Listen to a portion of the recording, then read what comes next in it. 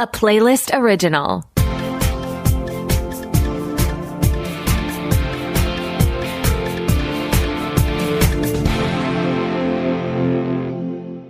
Welcome to the Pilot Podcast, where we review the pilot episodes of TV shows to answer your question, should I watch this? My name is Mitu.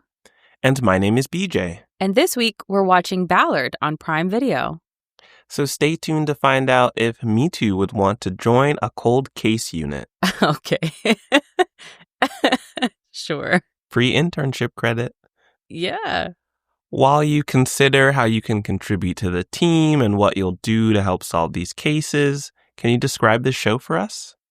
This Bosch spinoff based on the Renee Ballard novel follows titular detective Renee Ballard, played by Maggie Q, who leads the cold case unit and plunges into a web of murder and corruption as she hunts a ruthless serial killer and uncovers a sinister police conspiracy. So you've already alluded to there's a lot going on with Detective Ballard. How do you feel about a lead who has a complicated past, who is talented in solving cases but is not getting recognized, and is now in this tough position of figuring out, how do I prove my worth? I love Maggie Q, and I really enjoyed her in this. I enjoyed her on the way too short-lived series Pivoting.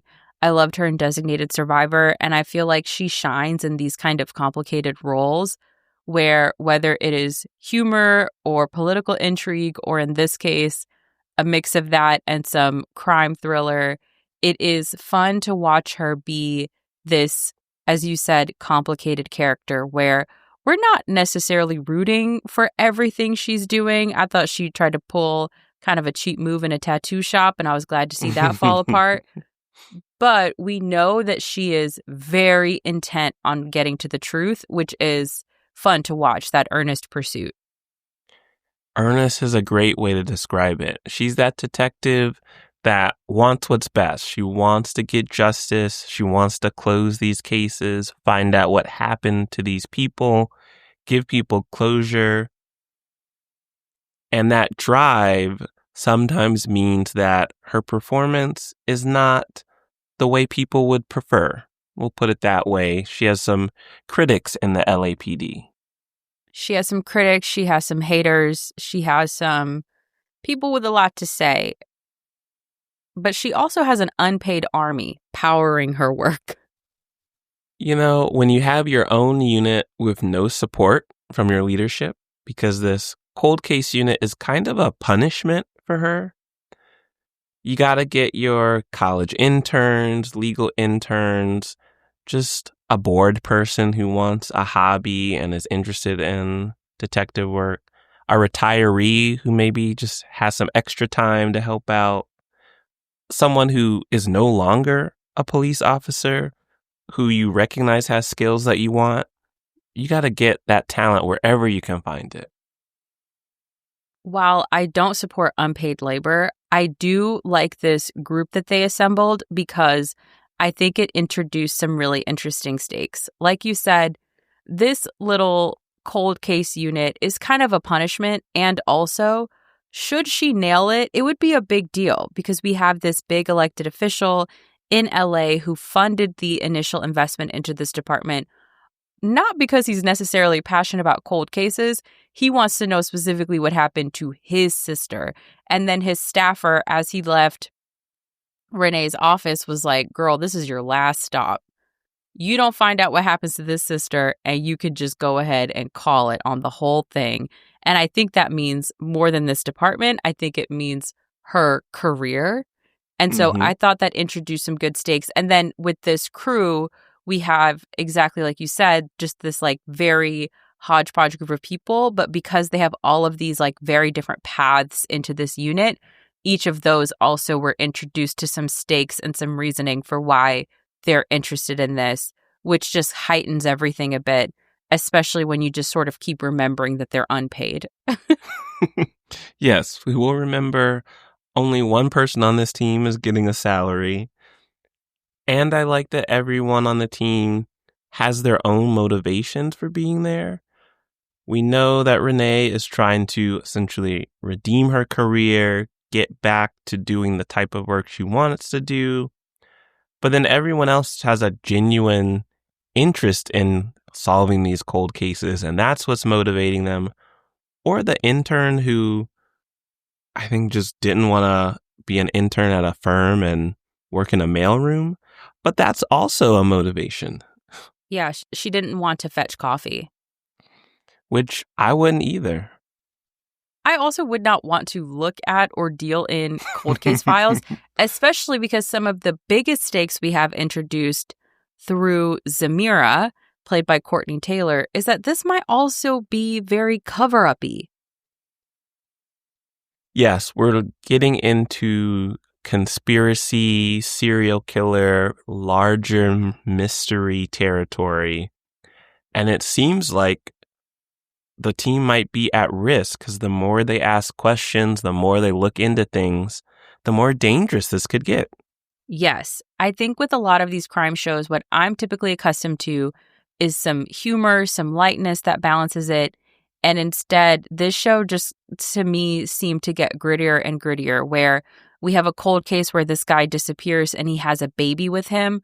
Who is that baby? Where did that baby disappear to? What's going on there? There is, again, the elected official's sister's case. We have another person in this episode, light spoiler, who might be connected to all of these killings. We might have a serial killer on our hands. It's getting very dark. And I think they do a good job of balancing that out with some more fun characters. Personally, I think Renee doesn't have enough fun, which her own grandmother criticizes her for. Agreed. But then we have someone like my favorite, Colleen Hatterson, who's truly just happy to be there. She's volunteering because this is something cool to do. And she's picking up vibes. She can sense where this case is going. That interaction between her and Ballard, where Ballard was like, don't tell anyone else about this vibes thing, because if anyone catches a whiff of this in court, our case will be thrown out so fast. That was actually a very funny scene where it was like, sister, it's not just I don't like the woo-woo stuff. The woo-woo stuff will come back and bite us. And you know, in Colleen's mind, she was like, but I really do feel vibes. Like, this is real. 100%. I thought that scene was so perfectly acted because truly on her face was like, but the trinket does has vibes. Like, are we going to deny it or what are we doing? Like, I truly am an empath. I don't know how else we're going to get past this. There's the law of gravity, and then there's the fact that I can sense in this toy that something has happened. I'm very confused as to where we're all getting confused. Did you have a favorite character or someone in Renee's life? Grandma. Tutu, I love you, played by the legend Amy Hill. That was such a fun character to me. Calling out the fact that Ballard does not have enough fun also felt a little meta, like this is such a gritty and thrilling thriller. And also, it was just cute within the show. She was in the episode for a matter of minutes and to me was like the highlight and stole the scene repeatedly, including telling her granddaughter to like go to her hookup guy. She just wants Renee to smile, even if for one night. She said, you always come back with a smile when you go to the lifeguard's house. And you know, we did see a quick scene of them talking and she looked happy. She was smiling. Actually, the scene that preceded that was really lovely. To me, I had this in my notes that the long shots of Maggie Q surfing felt like us watching Ballard unwind. And that kind of felt like it broke up the tension of the show in the way that one would use a humorous scene to break up the tension of a crime thriller. So I actually thought that scene was really lovely for that. And because it made me think about the grandma again, where it's like, you see how you're smiling in front of this man?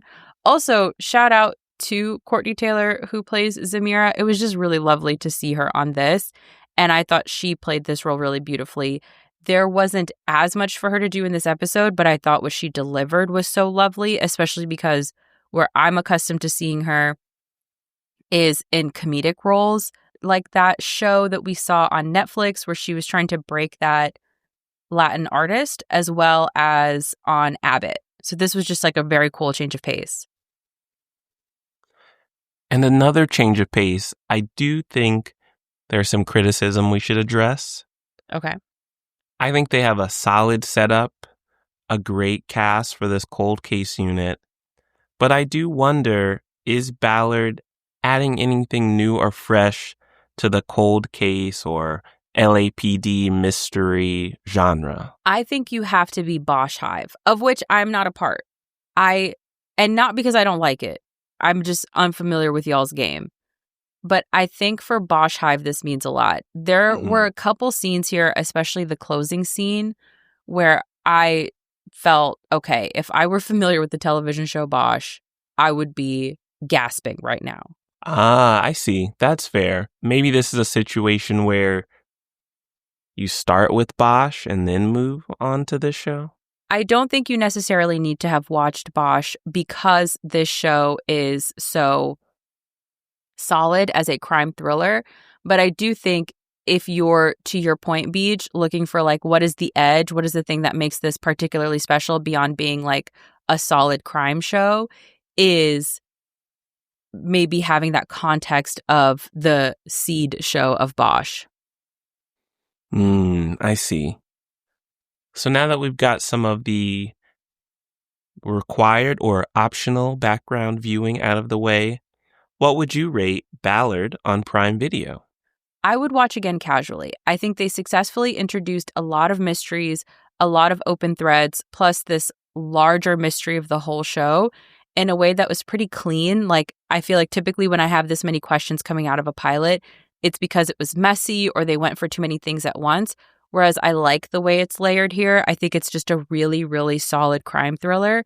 And so if you are already crime thriller hive, I think this one will just be fun and interesting to follow and watch. I'm a little less enthusiastic, and I would put this at would watch while cooking. I think they did set up a lot of interesting plot lines, some larger mysteries and stories that they want to develop. But I don't think this pilot really hooked me yet. It's just a lot of potential that I believe in, so I will slowly invest in it. Nice. Okay, so you are in LA. You are about to join LAPD, either as a volunteer or a full-time employee. What would you do to help out the cold case unit? So here's the thing. You, at the beginning of this, asked me if I would join. Yeah, and the changed. answer is no. And now you're saying, what would you do? Would you make the copies? Would you get the coffee? Would you like run out and interview people? The answer is none of it. I have no interest in something like that. I don't believe that I am the right person to ever ask questions like that because I don't want to know the answers. I don't want to be involved in that process. There was a lot of scary moments in this first episode. I'm uninterested in being part of any of it. I don't want to be the lady that felt the vibes off the toy, and I don't want to be the person out in the streets interviewing people that later get killed. I don't want none of it. I think you're really underestimating what you could bring to the team. I'm just estimating right at the line. I have estimated. And I think you could contribute so much to solving these cold cases. Like, you have literally grown up exposing yourself to famous detectives, solving crimes and mysteries. Yeah. And I think that knowledge would be so helpful. And I'm just sad that you wouldn't be able to help solve these cold cases. What you're talking about is my love of like cozy mysteries and things where a local librarian lives in a town and solves a murder, or the local baker, or the local caterer, or the local weather person. All these locals.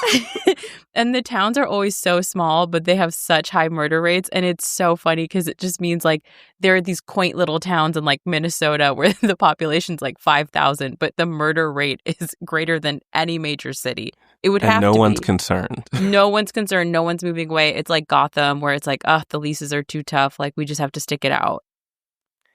Yeah, I think that type of interest would make you a great volunteer. But I'd want you to be paid. I really appreciate that. I totally forgot about the unpaid piece, which just makes it all the more wild to do any part of it. There is no amount of money that I get to do this as well. What about credit? A credit? Like class credit? College credit? or like IOU, surfing lessons. Surf? A lot of different credits. You're preying on my downfall. All right. Why don't we try to go back to a happier time of us together? Maybe let people know where they can find more episodes of the Pilot Podcast where you're perhaps a bit more supportive of my life and allowing me to live the totality of it in peace.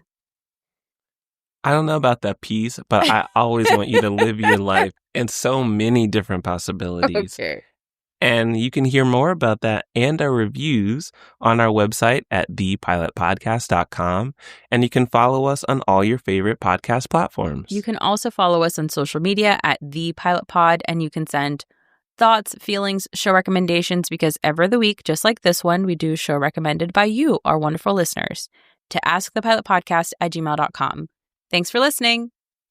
Bye.